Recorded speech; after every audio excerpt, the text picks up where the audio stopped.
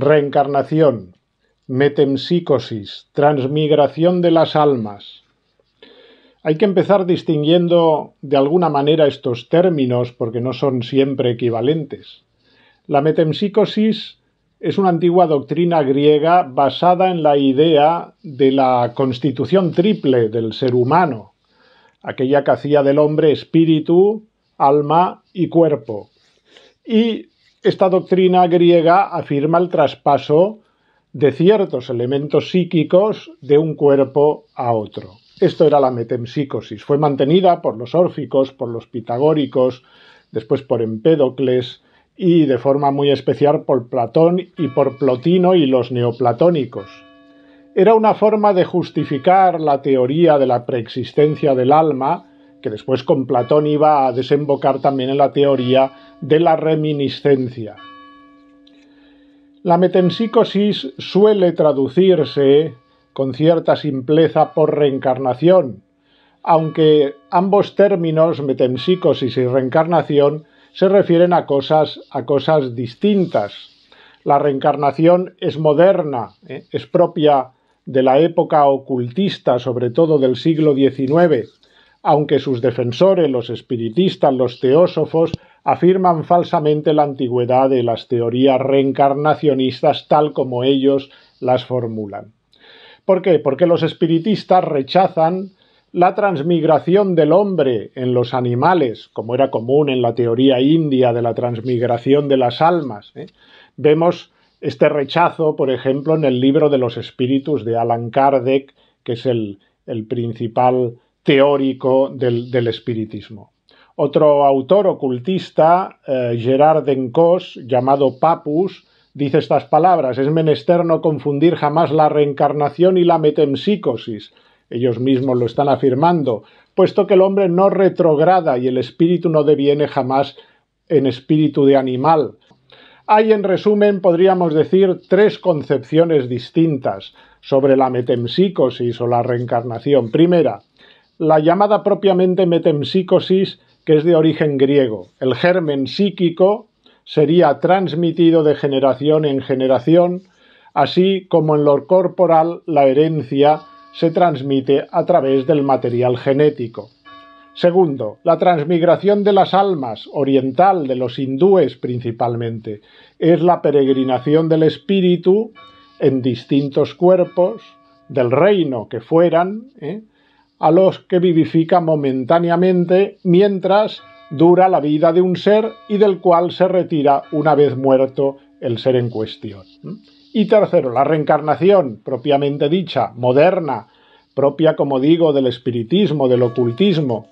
Sería lo mismo que la anterior, que la transmigración de las almas, pero nunca degenerando, es decir, vuelta a la vida de un ego e individualidad, luego acaecida la muerte, pero siempre estamos hablando de encarnarse en un ser humano, en este caso. Eso sería la reencarnación. Podríamos definirlo, para resumir un poco todas estas visiones o variedades sobre el mismo concepto, diciendo que es la doctrina según la cual el alma del hombre pasa a través de varios cuerpos hasta que se libera de todo vínculo con la materia. Esto sería propiamente la reencarnación. Puede sorprender, pero hoy no pocos católicos creen en la reencarnación. Algo, por otra parte, incompatible del todo con la verdadera fe católica, la fe en la resurrección, la vida eterna, anunciada desde los comienzos por los apóstoles testigos de Cristo resucitado. Un estudio de la Fundación Santa María citado por Aleteia señalaba que casi el 27% de los jóvenes españoles decían creer en la reencarnación. Aquello de que cuando uno no cree en Dios acaba creyéndoselo todo, ¿no? Una encuesta publicada también por Pew Research Center en 2018 indicaba, refiriéndose aquí a los Estados Unidos, que casi un 30% de los cristianos de aquel país aceptaban también la reencarnación de los cristianos. Otra encuesta realizada más recientemente, también en Estados Unidos, elevaba ya al 33% de los creyentes en la reencarnación entre los cristianos. Sorprendente.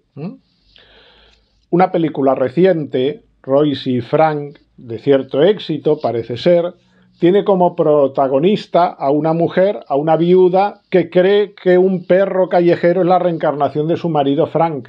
Está de alguna manera manifestando una creencia que, aunque se nos antoja solo escucharla peregrina, ¿no? De alguna manera ha enraizado en la mente y en la forma de pensar de mucha gente no demasiado reflexiva, ciertamente. De alguna manera sí que es cierto que creer en estas cosas tiene su razón de ser. ¿Por qué? Porque se quiere dar una respuesta que el hombre exige, ¿no?, a los problemas existenciales, como el origen del mal, el porqué del sufrimiento, la existencia de las desigualdades, el sentido de la justicia, al menos más allá de la muerte, Pero por medio de estas teorías lo que se niega es el amor de Dios, la salvación, el perdón divino, la libertad del hombre, el libre albedrío, y se acepta de esta manera un destino fatal, una ley implacable, donde cada uno solo está en manos de sí mismo. La doctrina de la reencarnación viene de aquella más antigua, decíamos, de la transmigración de las almas, de la que hablaban los hindúes principalmente, ¿no?, y que luego se extendió. Es la creencia, decíamos, en la necesidad, sobre todo en aquellas tierras orientales, de una purificación del alma por comportamientos equivocados. Hay que purificar el alma, y se purifica en sucesivas reencarnaciones. El alma debe liberarse a través de diversas y sucesivas purificaciones de lo que ellos llaman el samsara. En el hinduismo, el samsara es la ignorancia de la verdadera naturaleza del ser, el desconocimiento de lo que somos. No hay diferencia entre el Atman del individuo y el Brahman de lo divino. Y esta sería la verdadera sabiduría que el hombre desconoce, ¿no? Debido a la vidya, a la ignorancia, el ser cree en la realidad del mundo temporal y fenoménico, ¿no?, lo que le lleva a la conclusión de creer que el cuerpo material es el yo verdadero, ¿no? Ese estado de ilusión es conocido como maya. El objetivo es la liberación del samsara, alcanzar la moksha, bien, alcanzar esta unión con lo divino, la conciencia, en efecto, de que no somos nosotros una individualidad, sino que formamos parte de un todo, ¿no? Ya vemos la visión panteísta. Del hinduismo pasó al jainismo y al budismo. Ni los persas ni los pueblos africanos creían en esto. En China la doctrina de Confucio no se preocupaba de estos temas, ¿no? Se trataba más bien de una escuela de comportamiento moral, de sabiduría. Pero el taoísmo, por ejemplo, sí que admitió la metempsicosis. En el Japón, el sintoísmo carecía de este concepto y fue el budismo el que lo introdujo de la misma manera que lo hizo en China.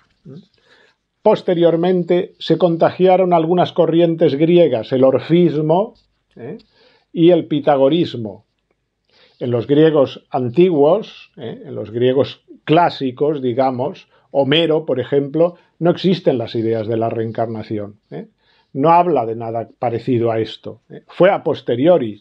El primero fue Píndaro, el poeta de Tebas, que en su segunda olímpica afirma la creencia en la metempsicosis. Después el primer filósofo que lo admitiría sería Empédocles, que lo afirmó bajo la influencia de las doctrinas órficas. Y en Grecia, por lo tanto, hubo un momento que al lado de la religión estatal, de la polis griega, había una corriente gnóstica, la de los misterios, que bebía, por ejemplo, del orfismo y del pitagorismo. La oposición fue total entre el concepto órfico de la vida, con su ascesis, con sus iniciaciones, orientada al más allá, ¿no?, y, en cambio, la religión clásica, la religión homérica, con su optimismo heroico, su amor a la vida, no tanto al más allá. Platón iba a seguir estas especulaciones de tipo místico del siglo VI griego, y se ha dicho que su pensamiento fue una interpretación pitagórica de las enseñanzas de Sócrates. Platón también conoció la enseñanza órfica, afirmaba la sepultura del alma en el cuerpo, la purificación necesaria, catarsis, ¿no? Fue el primero de los griegos en aceptar, en afirmar el concepto de la inmortalidad individual. Admitió la caída del alma en el cuerpo, la dualidad entre el alma y la materia, que pertenecían a dos mundos distintos, ¿no? El alma encadenada al cuerpo, ¿no? Como dice en el Timeo. Platón expone, en definitiva, su teoría también de la reminiscencia, que incluye la existencia anterior del alma. En el Fedro explica cómo el alma adquirió antes de su encarnación actual el conocimiento de las realidades cuyo recuerdo volverá a tener en la vida presente, esa reminiscencia. Esta teoría tiene una gran importancia en Platón, ya que para él aprender es recordarse. El Fedón y sobre todo la República van a exponer de una forma ya muy evidente su teoría sobre la metempsicosis. En Roma, el concepto de metempsicosis fue admitido por influencia precisamente de las doctrinas órficas y pitagóricas. Virgilio conoció la doctrina de la metempsicosis y creyó en ella, según vemos en la Eneida, y Ovidio lo mismo en sus Metamorfosis. Bien.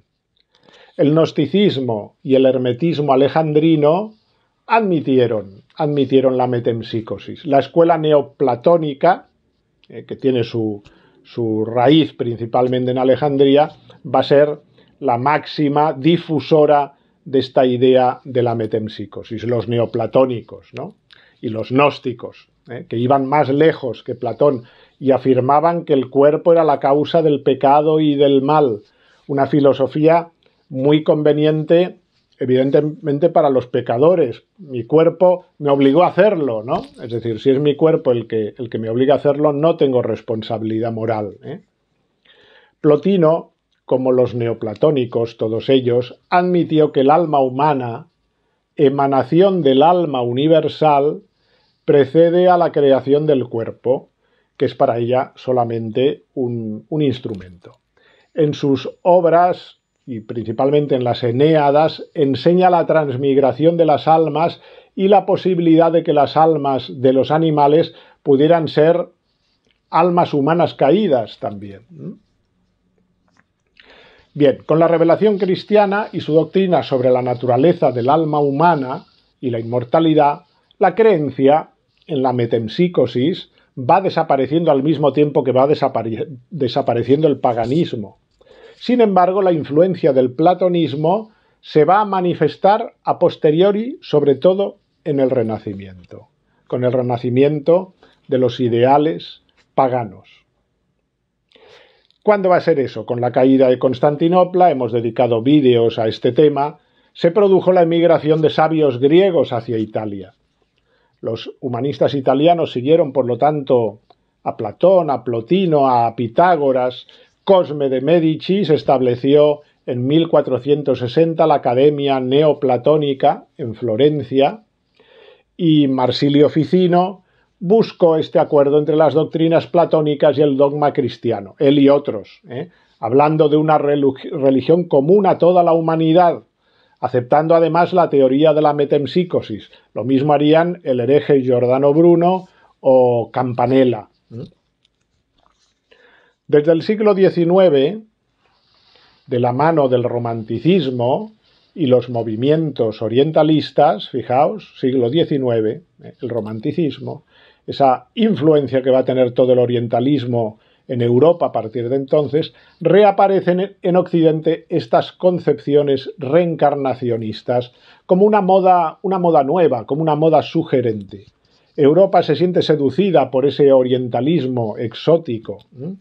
La teosofía, la antroposofía, el espiritismo serán las cadenas de transmisión de esta doctrina. La New Age a posteriori, en el siglo XX, va a contribuir a su difusión, y vive hoy en día un nuevo renacer impulsando por el interés de todo lo oriental, lo hindú, el budismo. y porque además, no nos engañemos, son doctrinas que se adaptan muy bien al individualismo reinante de la sociedad liberal. Esta versión occidentalizada y gnóstica de la reencarnación es más seductora que la antigua, ¿no? Porque deja de lado los aspectos negativos, ¿no? El castigo en próximas vidas, etcétera, para centrarse en una especie de plan más egocéntrico, de autorrealización, de acumulación de experiencias, ¿no? Existen incluso hoy pretendidas prácticas psicológicas, sin ninguna base científica, no cabe decirlo, que facilitan regresiones a vidas pasadas, nos dicen, ¿no? Es lo que se llama la psicología transpersonal de Stanislav Grof, que empleaba incluso el LSD, ¿no? y la respiración holotrópica para hacer regresiones y obviamente los resultados, en todo caso, eran alucinatorios por causa del LSD. El doctor Kurt Koch, en más de 103 casos investigados durante 15 años de estas regresiones, comprobó los serios disturbios y daños psíquicos de quienes se someten a estos viajes a vidas anteriores. Por lo tanto, llevemos cuidado con estas prácticas tan inadecuadas. Aquí cabe hacer un apunte también que creo que es importante. La secta de los fariseos se había contaminado de muchas ideas paganas y griegas, lo sabemos muy bien. Según Flavio Josefo, en De Velo Judaico, habla de cómo aceptaron ideas también pitagóricas y órficas, y entre ellas la de la metempsicosis. Quizá a través de ellos estas ideas, algunos siglos después de Cristo, pasaron a la Cábala, que es muy importante. La Cábala es la gnosis judía, que acepta en efecto la metempsicosis, como puede verse en los textos del Zohar y en otros textos cabalísticos. Bien, después de este recorrido histórico, ¿por qué tiene tanto éxito la doctrina de la reencarnación que nos parece tan irracional y basada en humo? Primero, por la fascinación por lo oriental y lo exótico que se da en este occidente tan pueril, a veces a la hora de rechazar las creencias cristianas y admitir las formas de pensar más peregrinas que vienen de contrabando. Segundo, por el silenciamiento de las enseñanzas cristianas. No nos engañemos. La enseñanza sobre el más allá. Los cristianos tienen una fe vaga y confusa porque se ha dejado de predicar y enseñar esto en las homilías, en las catequesis, sin una doctrina clara sobre los novísimos, sobre las postrimerías. El cristiano se ve contaminado fácilmente por ideas de este tipo. Tercero, por la necesidad que tiene el hombre, moderno e incrédulo, de eludir la inexorabilidad de la muerte. Teme a la muerte y no sabe cómo deshacerse de ella. Y por lo tanto necesita buscar verdades, ya que la fe cristiana no se las transmite por desidia o por miedo. 4. Para explicar los males de la vida. Los males, las circunstancias dolorosas de la vida como consecuencias de problemas de vidas anteriores, ¿no? Bien, estas son las razones. Vamos a la doctrina cristiana. ¿Qué dice la doctrina cristiana sobre todo esto? Esta creencia evidentemente es contraria a la doctrina y la tradición cristiana, incompatible con la fe en la resurrección y con la fe en Jesucristo como Salvador. La fe cristiana revela al ser humano un ser único e irrepetible, con una identidad única de alma y cuerpo. No hay karma. Creemos en el amor de un Dios que salva y perdona, y no en una ley fría y universal de causa y efecto, implacable, determinista, no. El hombre es llamado a la vida de Dios después de la muerte. Es una verdad para nosotros fundamental. Así lo afirma la Sagrada Escritura. Daniel, capítulo 12. Muchos de los que duermen en el polvo de la tierra se despertarán, unos para la vida eterna, otros para el oprobio, para el horror eterno. Los doctos brillarán como el fulgor del firmamento, y los que enseñaron a la multitud la justicia como las estrellas por toda la eternidad. Después de la muerte, ¿hay salvación o hay condenación? Al llegar a su último suspiro, dijo, esto es de los macabeos, uno de los niños macabeos en el momento del martirio: tú, criminal, nos privas de la vida presente, pero el Rey del mundo, a nosotros que morimos por sus leyes, nos resucitará a una vida eterna. También macabeos, pues de no esperar que los caídos resucitarían, habría sido superfluo y necio rogar por los muertos. Libro de la sabiduría. Las almas de los justos están en las manos de Dios, y no les alcanzará tormento alguno. A los ojos de los insensatos parecía que habían muerto. Se tuvo por quebranto su salida y su partida de entre nosotros, por completa destrucción, pero ellos están en paz. Bien, y Hebreos: está establecido a los hombres que mueran una sola vez y luego el juicio. Que mueran una sola vez y luego el juicio. Bien, el testimonio de la Sagrada Escritura es claro. El mismo San Pablo afirma que si Cristo resucitó, todos resucitaremos, y la fe cristiana está apoyada en esto, en la resurrección de Cristo. Al leer este capítulo 15 de 1 Corintios, donde San Pablo afirma esto, es evidente que nuestra resurrección es como la de Jesucristo, por lo que hay una vida nueva y definitiva, no un paseo por diferentes cuerpos. El catecismo de la Iglesia Católica es claro. La muerte es el fin de la peregrinación terrena del hombre. Cuando ha tenido fin el único curso de nuestra vida terrena, ya no volveremos a otras vidas terrenas. Está establecido a los hombres que mueran una sola vez. No hay reencarnación después de la muerte. Dice el catecismo: del mismo modo que Cristo ha resucitado verdaderamente de entre los muertos y que vive para siempre, igualmente los justos después de su muerte vivirán para siempre con Cristo resucitado, y que Él los resucitará en el último día. Creer en la resurrección de los muertos desde sus comienzos es un elemento esencial de la fe cristiana. Somos cristianos por creer en ella, en la resurrección. Y acabo con el catecismo, con el número 997. En la muerte, separación del alma y del cuerpo, eso es la muerte, el cuerpo del hombre cae en la corrupción, mientras que su alma va al encuentro con Dios, en espera de reunirse con su cuerpo glorificado, al final, en la resurrección de la carne. Dios, en su omnipotencia, dará definitivamente a nuestros cuerpos la vida incorruptible, uniéndolos a nuestras almas por la virtud de su resurrección. Recientemente, el obispo Francisco Conesa Ferrer, siendo obispo de Menorca, ahora lo es de Solsona, dio una conferencia muy interesante sobre el tema de la reencarnación. Y afirma: no se trata de la inmortalidad del alma, de la que ya hablaba el mundo griego. La resurrección es de la persona entera, y esto significa que es también de su cuerpo, porque lo corporal es parte fundamental de la persona. Hemos de entender muy claro cómo entiende el cristiano, el valor también de su cuerpo.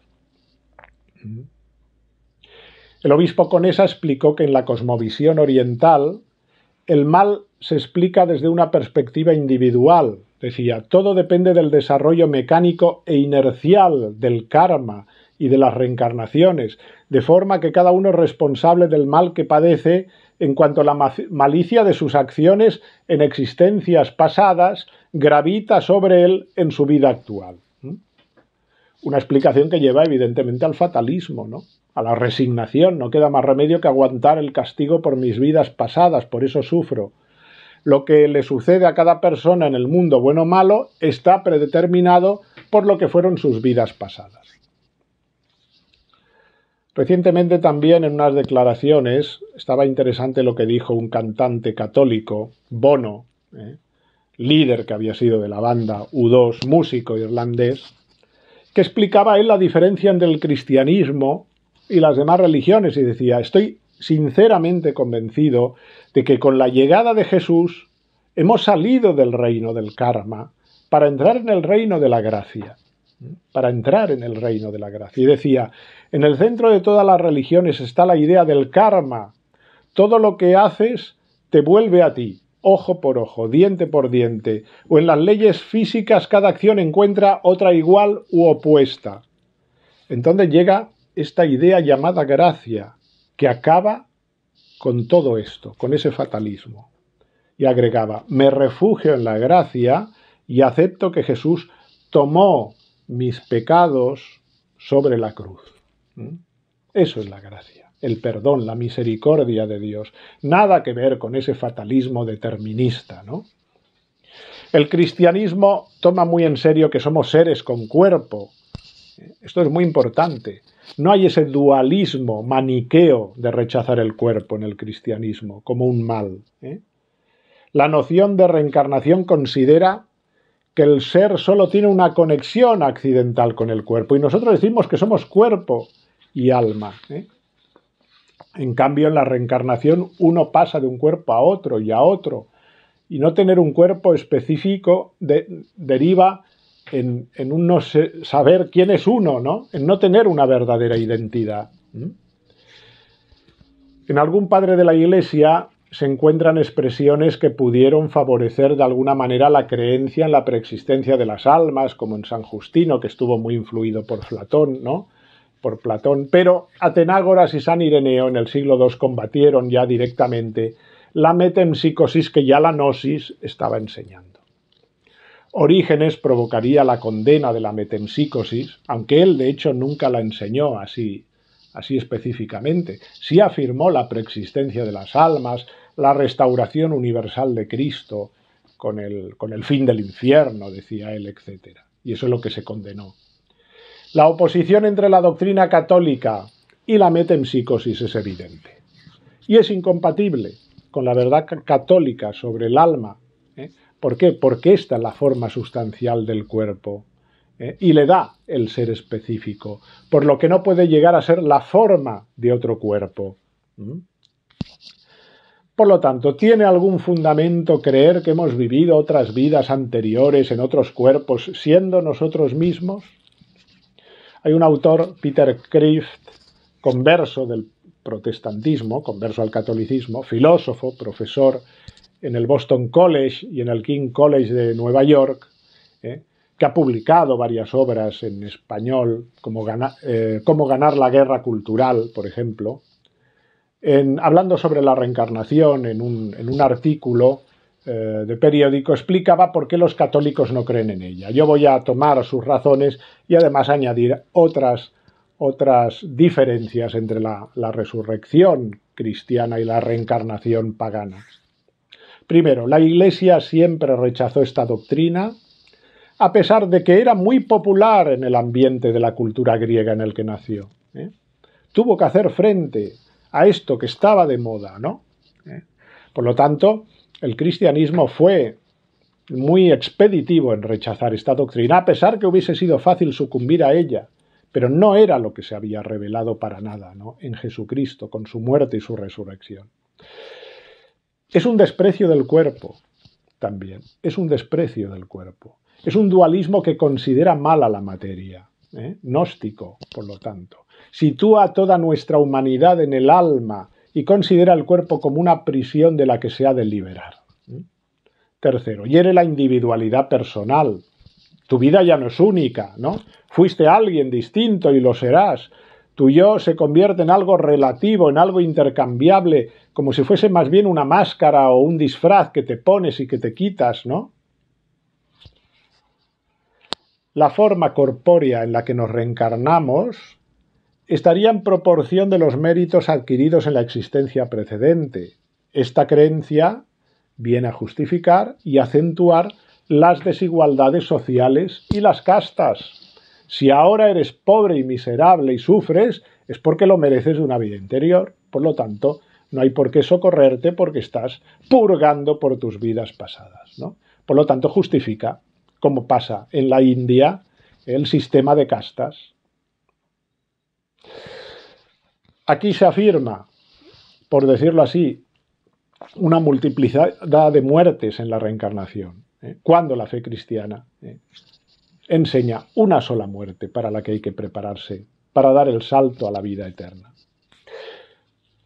En la fe cristiana hay un Dios que ama personalmente al que muere, frente a esta disolución del alma en una realidad impersonal y neutra, en un todo, en un uno, panteísta. La resurrección implica una concepción lineal de la historia, frente a esa visión cíclica del tiempo que propone la transmigración del alma y el continuo renacer bajo otras formas, algo muy oriental. La manifestación gloriosa de Jesucristo al final de los tiempos es el punto final de la historia. No hay un ciclo interminable de historias. La vida, para el cristiano, está sujeta a la voluntad de Dios frente a esa vida sujeta a una ley cósmica fatalista, necia. Para el cristiano, cada acto del ser humano tiene valor y es irrepetible. Para el cristiano es posible la esperanza frente al fatalismo consecuencia de las culpas de las vidas anteriores. Para el cristiano hay una posible redención, no necesariamente un castigo. Existe un Dios personal que quiere salvar al hombre del pecado porque lo ama. Eso es la fe cristiana. Frente a una visión del ser humano que lo deja solo, como único responsable de su salvación. Y finalmente, pues el error que hemos señalado ya, que es el del panteísmo, es la materia, en definitiva, la que individualiza cada forma esencial, la que hace múltiples a los miembros de una misma especie. Hay muchas copias materiales de una misma forma esencial, lo entendemos bien. Por tanto, si esencialmente somos solo espíritu, esta premisa fundamental para quienes creen en la reencarnación, la conclusión lógica es que somos un único ser, no muchos seres. Todo, el mundo, Dios, nosotros, todo es Dios, ¿no? Todos somos olas del mar divino, todos somos parte de Dios. Y eso es un error panteísta, una herejía. Bien. El fin de las sucesivas reencarnaciones es la liberación del vínculo con la materia, es lo que van a creer los órficos, los neoplatónicos, o bien es la salida del mundo con su sufrimiento, que es lo que pretenden las doctrinas hinduistas y budistas, ¿no? O es la superación de la ilusión de la multiplicidad para alcanzar la fusión con lo divino, con el uno todo, en que la personalidad individual se disuelve y se pierde como una gota en el océano, esta visión oriental. Este sería el fin de estas doctrinas. Marco Vanzini, ingeniero, sacerdote, doctor en física y en teología, en un artículo de la revista Il Timone decía estas palabras: la doctrina de la reencarnación es muy distinta de la de la resurrección. La resurrección se revela como la respuesta al anhelo de vida que surge del corazón humano. La reencarnación es una concepción triste del destino del hombre, incapaz de esperanza y que lo encamina a la disolución de su ser. Como decía ya, entre los santos padres antiguos, Máximo el Confesor, que definía la reencarnación como una muerte perpetua, porque la persona en definitiva desaparece. Pues bien, contra toda espiritualización platónica, todo reduccionismo materialista, todo orientalismo espiritualista, los cristianos convencidos de que Cristo ha muerto verdaderamente, siempre han creído con San Pablo que Él, el Señor, como dicen Filipenses, transformará nuestro cuerpo humilde según el modelo de su cuerpo glorioso. Y la relación con el Dios, que es Trinidad de personas, no será una fusión, sino una unión personal en el amor comunión que conserva el tú del hombre frente al tú de Dios.